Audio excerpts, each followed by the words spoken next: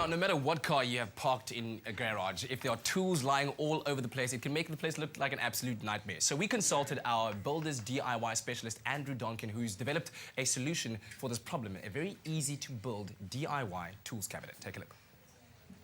Time for a bit of DIY on a Feel Good Breakfast show this morning, and we're spending time with our builder's DIY expert, Mr. Andrew Donkin.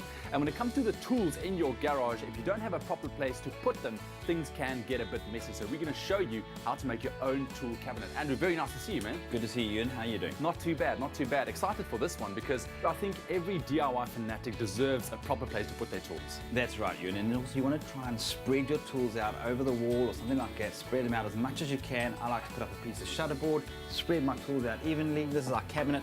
As we open it up, and look at that. how cool is that? That's impressive. Yeah, it's awesome. Hey, you've got all your tools on display. You grab whatever you want.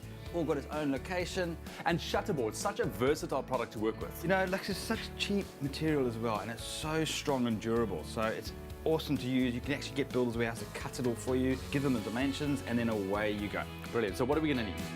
For this project, you'll need piano hinges, a tape measure, drill bits, a pencil, a latch, putty knife and screws, as well as wood filler, chipboard screws, a set square and an electric drill.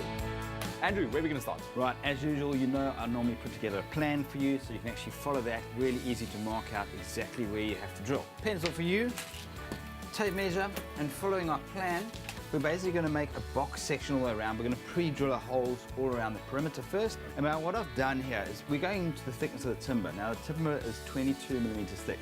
So we actually want our screw to go in the center of that. So half of 22 is 11 millimeters. So a much easier way is to take the set square and then just set it up to 11 millimeters, which is half of the thickness of the timber. Yes. And then that basically you can line that up and mark that. Start along to the point where you're going to drill. That's it, all our marks are done. We're now going to drill our pilot holes and countersink the top. Okay, so what we do, we'll put some scrap timber on the ends there where we're going to drill through. There you go for it. Onto the crosshairs, drill all the way through.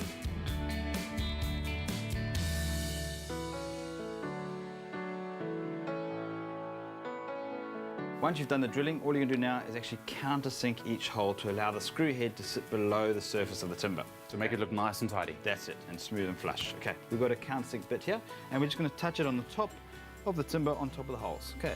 Assemble the box section by placing all pieces into position and fasten down using screws. A great tip is to use wood glue between the surfaces to increase the strength of the joints. Okay, let's flip this guy over. Gonna go that way, that's fine.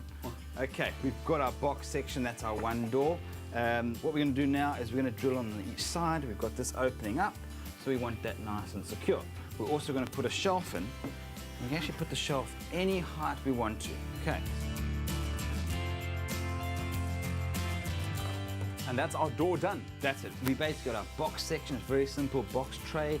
We're going to make another one for our other door, and then a bigger version for the back section of the tool cabinet. Okay, as usual, I've done a little bit of cheating and I've built some beforehand. So we're going to bring that in, we're going to line this box section up, lined up perfectly so we can put our hinges along the edge and then make sure everything closes nice and neat.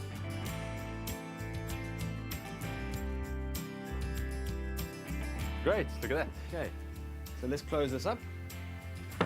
Perfect. Right, I'm just going to put a latch on there so you can actually lock it, a little hasp and staple. Right, put this guy in here, line it up over there. And that is our tool cabinet done. That's it. Done, easy, done, dusted. Neat, tidy, and your tools are secure. Find Andrew's complete plan on Expresso's website. You may adjust the sizes to fit your workspace. The trick is to countersink the screw holes for a neat end product. Be sure to mount it on a wall with enough space for the doors to open. I hope you've learned a lot as well. Remember, pop down to your local builders for all your DIY needs, and also log on to expressoshow.com. We'll put exactly all the instructions you need to build your own tool cabinet.